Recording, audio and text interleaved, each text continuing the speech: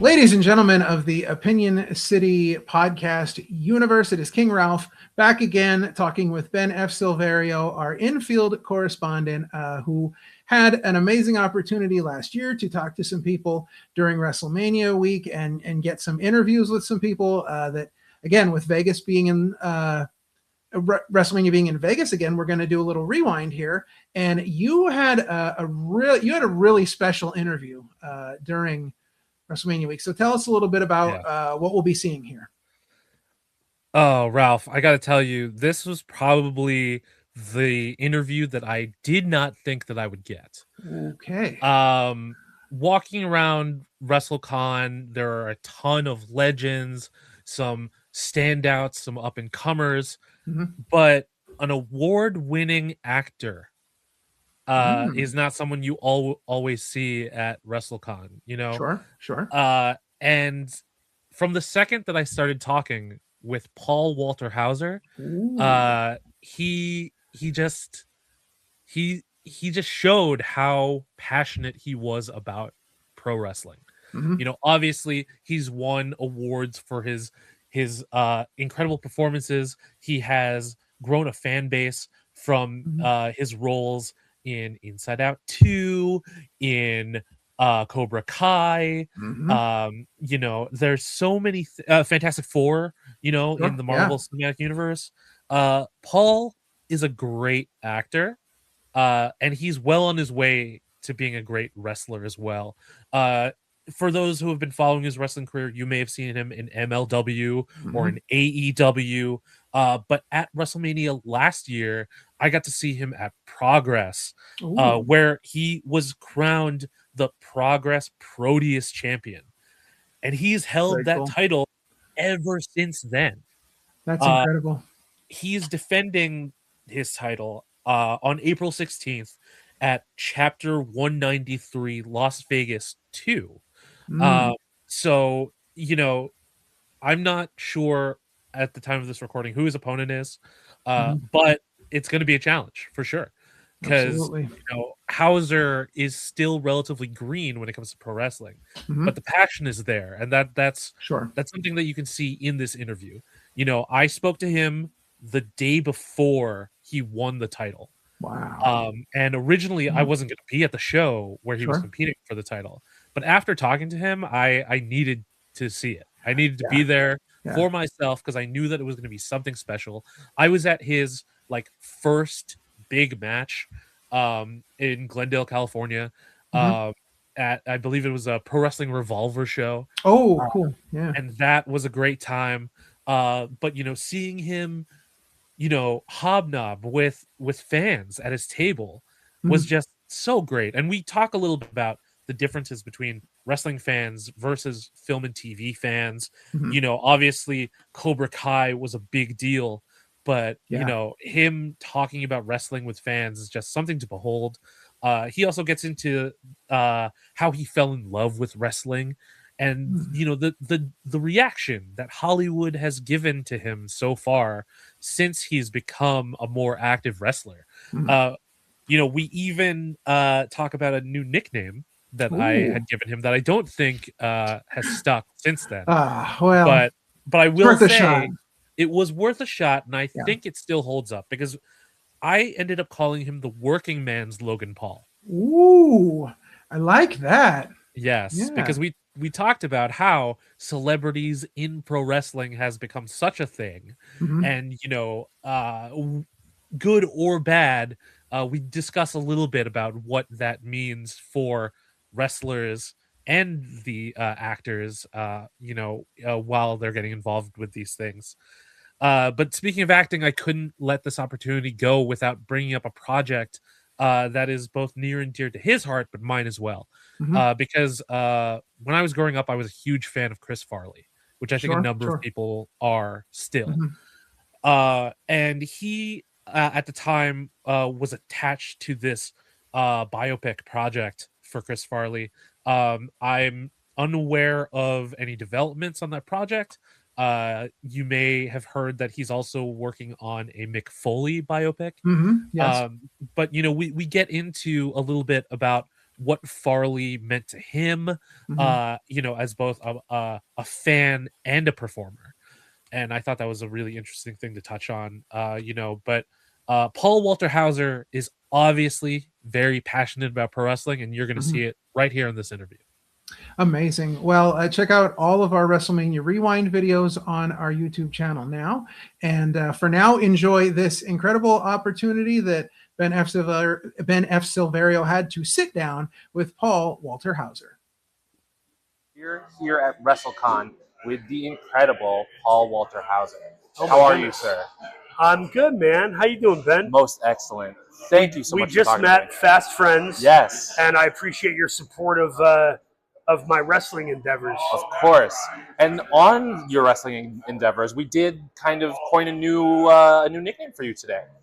Yeah, oh, that's right. The working man's Logan Paul. The working man's Logan Paul. Yeah, this guy isn't being chased by women or energy drink companies, but he is wrestling and doing some great character acting, right? Absolutely. I mean, award-winning actor, this man right here. So how do you feel about celebrities getting into wrestling, but like, you know, the right way? I mean, it's, you know, the right way is subjective, sure, right? I think that anytime someone gets in with the intentions of honoring wrestling, putting a good spotlight on it, and doggedly trying to learn either the business end of it or the craft of the in-ring work, yes, I think that's great. And I think David Arquette was one of those people where the intentions were good. I think Logan Paul's intentions are pretty good too. It's just a matter of, you know, he's looking at it like it's an extracurricular thing and he's having fun. And is he a big wrestling fan? I have no idea. But I know that the reason I'm doing it is it's a childhood dream. Yes. And I'm picking up a knack for it. You know, I've lost 25, 30 pounds. I'm taking classes with occasionally training with Paul London. And I've forged a relationship with companies like MLW and AEW and places like Progress where I'm wrestling tonight in Vegas. Yeah. Now, WrestleMania week is one of the biggest weeks, if not the biggest weeks, in all of wrestling on the calendar. I think it's the biggest, right?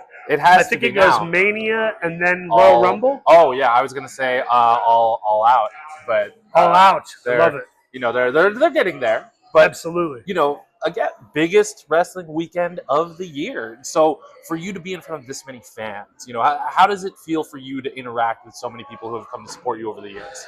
Well, it's interesting, you know, because everybody knows me from Cobra Kai or my one line in Inside Out 2 or me doing creepy monologues in Blackbird, right? So it's like, it's an interesting way in where I think most folks are only acclimated with me as an actor, but it's really fun. For every 20 people that say they like my acting, there is one person that's like, oh man, I saw you in Battle Riot at MLW, or oh dude, I was at that match in Wrestling Revolver where you fought so-and-so. Yep. So I am noticing there is, you know, some fanship picking up with the wrestling, and it means the world to me, obviously. Hell yeah. So, you know, longtime fan, what really started your wrestling fandom? Oh man, first match I ever saw was Clash of the Champions in WCW back in like 90 or 91. It was Arn Anderson and Barry Windham versus El Gigante and Flying Brian Pillman. Oh my gosh. And then I fell in love with, you know, Sting in 93, 94. That became my guy. Yeah. Everybody else was like a Hogan guy or an Undertaker guy. I was a lifelong Sting guy. Yes. And as I learned more about the craft of wrestling, I really came to admire people like Dean Malenko or Lance Storm, who were doing, you know, innovative offense. Even Canyon. People forget that a guy like Canyon was doing Michinoku drivers and flatliners. My finishing move, house arrest, is a variation of the flatliners. So it's like I love the showmanship of the big names, but I also love the craft of kind of the mid-tier guys as well. Now, do you get any kind of criticism or ridicule from the Hollywood crowd when they find out what you're doing in professional wrestling? No, I think I've had more criticism from the wrestling crowd. I think they kind of are like, this guy is just a fanboy. His 15 minutes of wrestling fame are over. He's overstayed his welcome. But too bad. I'm not going anywhere, dude. I'm in it for a very long time. And the idea is to get better and better. If you watch Dave Bautista or Dwayne Johnson in their first film, they're not as good as they are 10, 12 years later. Right. And the same is true for me with wrestling. I'm pretty sure I will be better 6-7 years in than I was a year ago. Right. And I mean, your first match with Matt Palmer in Glendale, it seems like it was so long ago, but 2023. And now you've come to face Sami Callihan, Danhausen, Matt Cardona, Tom Lawler, these men who are at such a high level right now. And whether you're acting or whether you're in the ring, does that really shape who you are as a performer to be in there with people who are doing it better than you are right now? Yeah, no, I think even with acting, it was like that when I started out. So my first movie I ever booked, it was Ed Harris and Jennifer Connelly. So these are two Oscar caliber people. They're iconic.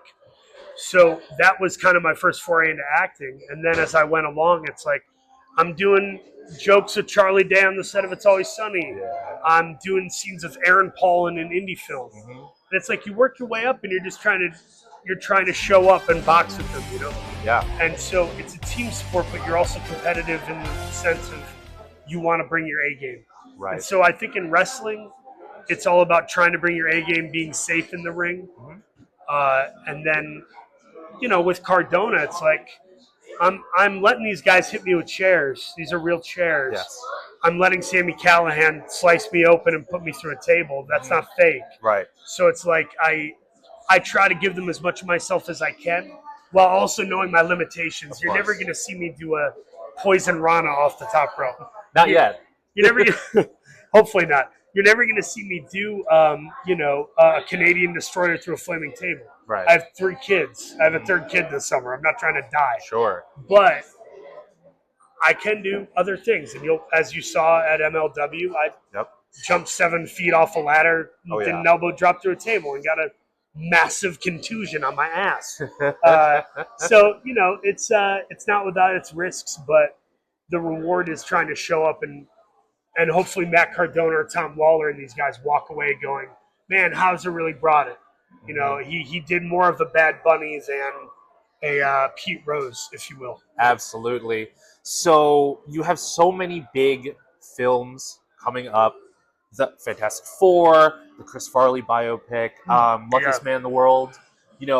When these productions find out about your wrestling, are they concerned? I don't think they're thrilled. I think there's a little concern for sure. And it depends on the size of the movie, when I did this Bruce Springsteen movie, Deliver Me From Nowhere, they were far less concerned than when I was doing a big blockbuster comedy with Mark Wahlberg and Amazon. Sure. That's kind of a different level of, alertness, I think. But I also tell my wife, I tell my producers, my agent, my manager, it's calculated risks. You can break your leg doing the simplest move, but the idea is that you are trying to work within the confines of what you're able to do. So my hope is that if I never win a title, if I'm never on the poster for a pay-per-view, I want to be known as a guy who's shown a light on wrestling in a positive way. Yes. And a guy who is safe in the ring. If I can walk away with that, I've won. That's so great. I have to mention Cobra Kai. Are you happy with the way Stingray's story played out? I got to be honest. I have not watched the last 2 seasons. Really? I'm way behind.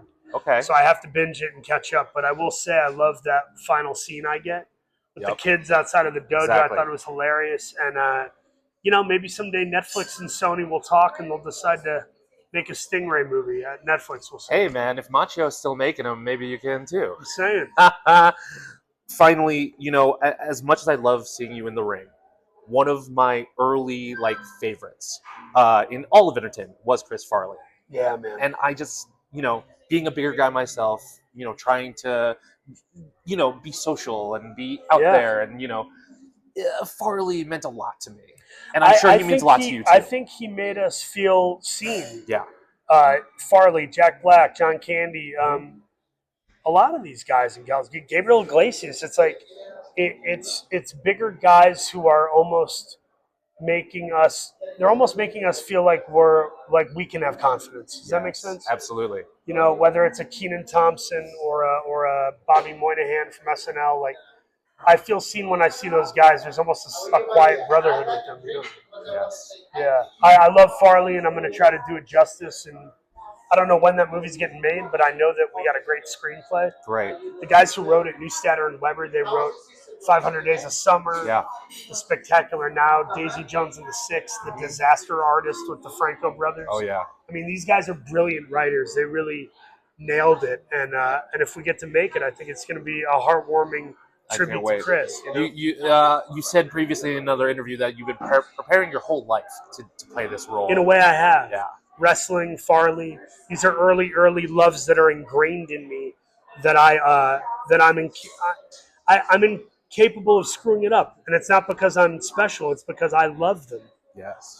When you love something that dearly, like your family or like, your vocation, you can't screw it up if your heart and your head are in the right place.